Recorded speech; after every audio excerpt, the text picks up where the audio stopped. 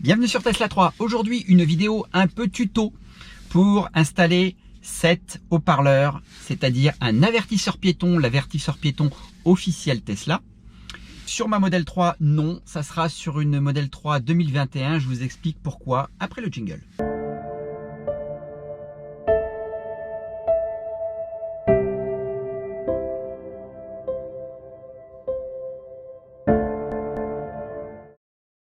Il existe une réglementation européenne qui impose aujourd'hui aux fabricants, quand ils sortent un nouveau modèle de véhicule, d'équiper justement ces véhicules d'un avertisseur piéton, c'est-à-dire un bruiteur, parce que les véhicules électriques ne font pas beaucoup de bruit. Donc la réglementation impose d'installer ce bruiteur-là. La Tesla Model 3 n'est pas concernée car elle était conçue avant la loi. Malgré tout, depuis le 1er septembre 2019, toutes les Tesla Model 3 qui sont sorties de l'usine de Fremont sont équipées d'un faisceau d'origine, voire de ce haut-parleur. Donc comme mon Model 3 date d'avril 2019, je n'ai pas ce faisceau prééquipé sur mon véhicule. Donc je vais l'installer sur celle d'un filleul qui est une Refresh 2021. Je salue au passage Emmanuel pour m'avoir prêté ce véhicule et à son fils pour avoir fait les shootings, qui va également m'aider dans l'expérience de test de ce haut-parleur. Alors je ne veux pas polémiquer, mais je suis totalement opposé à mettre un bruit sur ma voiture constant, à faible allure ou en marche arrière. Je trouve que c'est une pollution sonore supplémentaire. En effet, j'estime juste que le conducteur de véhicule électrique, un peu comme s'il se promenait en vélo, doit lui faire attention aux piétons, aux vélos et aux personnes qui n'entendraient pas le véhicule. Donc pour faire attention, on réduit son allure et on essaie de se faire remarquer par un moyen ou un autre. Bon, si je suis farouchement opposé à ce bruit constant à faible allure ou en marche arrière, en revanche, ce que je veux faire, c'est installer ce haut-parleur pour pouvoir créer moi-même mon avertisseur sonore. En effet, parfois, devant moi, il y a des piétons qui se promènent et qui ne m'entendent pas. Et je voudrais, plutôt que leur faire peur avec un klaxon, je voudrais pouvoir les prévenir avec un signal beaucoup plus soft, beaucoup moins agressif qu'un klaxon. Et pour ça, je suis en train de mettre au point un petit bricolage, do it yourself, DIY, pour pouvoir alerter ces fameux piétons directement depuis l'écran de la Tesla. Donc si cette solution d'avertisseur piéton depuis l'écran de la Tesla vous intéresse, eh bien n'hésitez pas à vous abonner et à mettre la petite cloche. Je vous mets en même temps dans la description de cette vidéo un lien sur Automobile Propre. En effet, j'ai ouvert un fil de do it yourself, de bricolage sur cet avertisseur piéton. Et une dernière chose, cet avertisseur piéton fabriqué maison ne remettra pas en cause la garantie Tesla. Bon, assez bavardé, je vous montre de suite comment on monte ce haut-parleur là et comment aussi repérer si vous avez effectivement ce faisceau dans votre voiture. De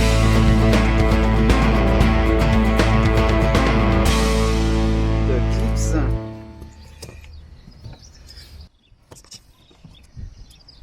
Donc vous avez toujours quelque chose à soulever ici.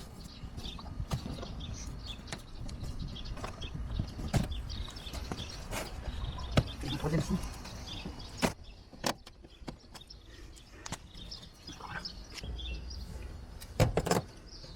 Alors.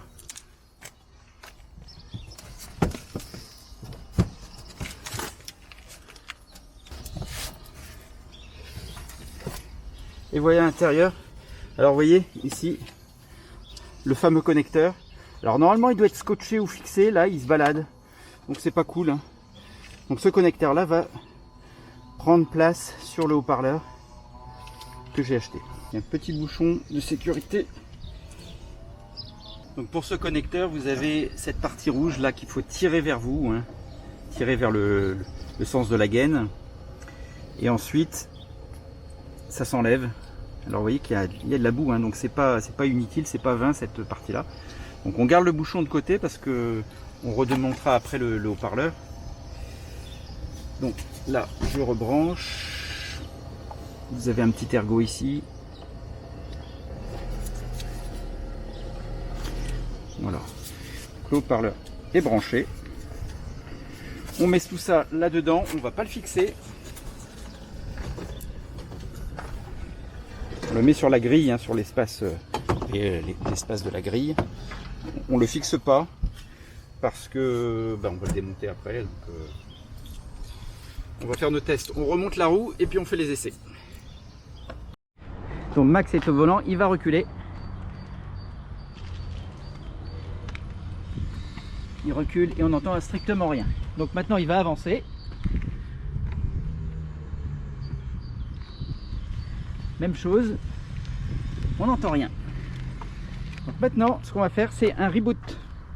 Tu appuies sur les deux molettes en même temps.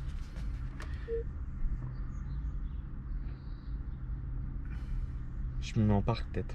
Oui, en parc, pardon. Alors normalement tu peux faire un reboot hors parc. Voilà, donc là le reboot est en train de s'effectuer. On va attendre que ça redémarre.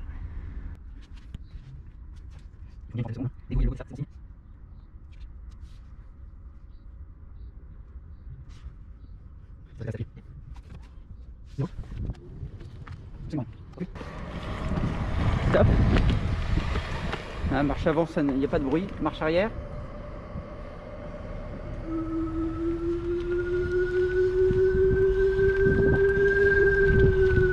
Vous voyez que le bruit s'accentue. Plus on va vite, plus le bruit est aigu. Hein. En marche avant. C'est curieux, je croyais que en marche avant il devait y avoir un bruit aussi. Visiblement il est qu'en arrière. Tu peux mettre en marche arrière, tu regardes bien de ne pas rouler sur le croisillon.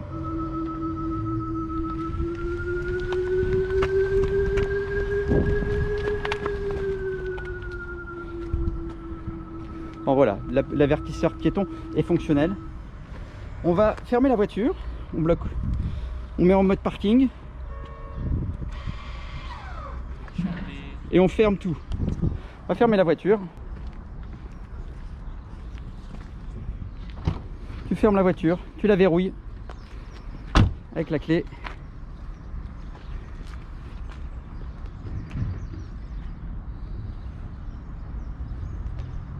Elle n'est pas fermée là. Elle est... Ah si, ça y est. Donc là elle est fermée, les rétros se sont rabattus. Et on va remonter dedans. On va refaire une marche arrière.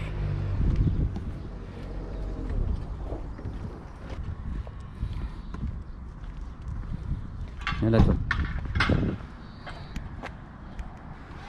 Marche avant. Donc forcément là on n'a pas de bruit. Et marche arrière. Ça fonctionne encore. Bon maintenant on va fermer la voiture mais on va la mettre en sommeil. Donc on a réveillé la voiture. On va maintenant tester l'avertisseur piéton après le réveil de la voiture. Vas-y, marche avant. Donc pas de son comme tout à l'heure. On fera un autre essai après. Hein. Et là on va faire marche arrière. Normalement on devrait avoir un son. Et là nous n'avons pas de son. Pas de son. Ce qui signifie que il faut absolument rebooter la voiture à chaque fois. Donc à chaque fois qu'on montera dans sa voiture, il faudra le rebooter si on veut l'avertisseur piéton en Europe. Je dis en Europe parce qu'aux États-Unis ça se passe pas comme ça, la réglementation n'est pas pareille. Donc là on va rebooter l'écran. On maintient. On a rebooté. Nouveau test, vas-y.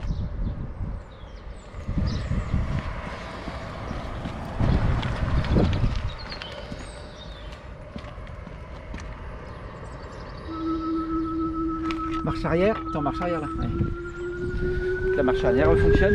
Mais j'ai l'impression qu'en marche avant, il y a quand même un son. Remets-toi en marche avant.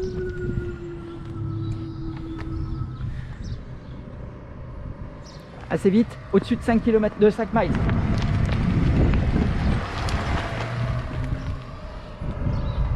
Ouais, il y a un léger son.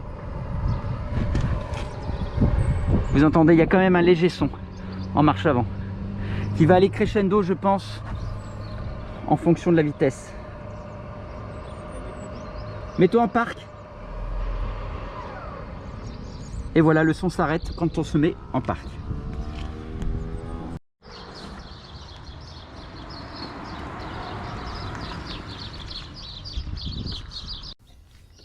Donc on va pas redémonter la roue, hein, on a simplement glissé notre main ici.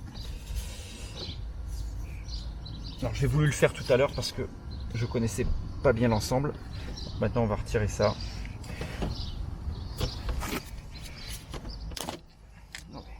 casse mon haut-parleur non plus. On remet le bouchon.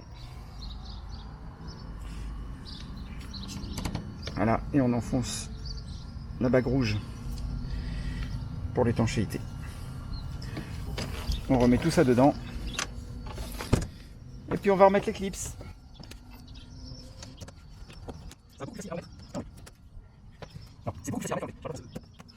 Bon, avouons-le, en marche avant, le bruit est d'une telle discrétion que je me demande s'il est très utile. Et en marche arrière, c'est tout simplement insupportable. Et rassurez-vous, la réglementation européenne ne nous permet pas aujourd'hui d'activer cet avertisseur piéton chez nous.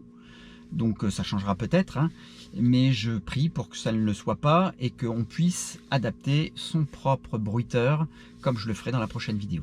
Au passage, j'aimerais remercier le pseudo Milliways de Automobile Propre qui m'a permis d'obtenir ce haut-parleur. En effet, c'est impossible de l'avoir en Europe. Il paraît-il que les stocks sont vides. Donc j'ai dû me le procurer au Canada. Dans un premier temps, comme j'ai de la famille aux États-Unis, j'ai demandé à mon beau-frère d'aller dans un service center. Il a rentré mes coordonnées VIN. Et chez Tesla, ils ont dit simplement non, non, ce véhicule n'étant pas prééquipé avec le faisceau, nous ne pouvons pas vous vendre ce haut-parleur. Donc encore une fois, Milliways, merci. Il m'a permis d'utiliser donc son VIN et lui a réussi à me dégoter et à m'envoyer ce haut-parleur. Pour le prix, j'ai payé 85 €, frais d'expédition inclus. Il y a certainement beaucoup moins cher en termes de haut-parleur étanche. Personnellement, j'ai voulu le Tesla parce qu'il avait été éprouvé, mais rien ne vous empêche, pour la deuxième vidéo qui va sortir, de prendre un haut-parleur étanche d'une autre marque. Ce qui compte, c'est juste d'avoir le bon anthrax. C'est pour ça, allez sur le fil, sur le site Automobile Propre, vous aurez les photos avec les mesures d'anthrax et l'avancée du projet. Une dernière chose, si vous êtes abonné, vous avez certainement répondu à un sondage dans l'onglet Communauté, concernant un rassemblement qui va avoir lieu le 28 mars dans les locaux près de chez moi. Il n'y aura pas de place pour tout le monde, j'en suis désolé, peut-être qu'on en refera un deuxième. Je ne m'attendais pas à avoir autant de réponses, et notamment autant de réponses positives. Clairement, rien que pour la partie montage, c'est de la folie. On en serait à 40 véhicules. 40, je ne sais pas si vous imaginez, le record précédent c'était 11 ou 12 véhicules, là il y aurait 40 véhicules qui voudraient faire un montage, et ça c'est sans compter ceux qui viendraient simplement pour discuter Tesla, pour parler et pour échanger. Donc suivez bien l'onglet communauté, il y aura j'espère un food truck, voire 2 food trucks s'il y a autant de monde. Je suis en train de mettre ça en place, donc suivez bien la chaîne. Si vous êtes plus habitué aux réseaux sociaux, il y a toujours le compte Twitter où je ferai des annonces également, et le compte Facebook. Si cette vidéo vous a appris quelque chose, n'hésitez pas à mettre les pouces bleus. En attendant, merci de votre attention, portez-vous bien, ciao ciao.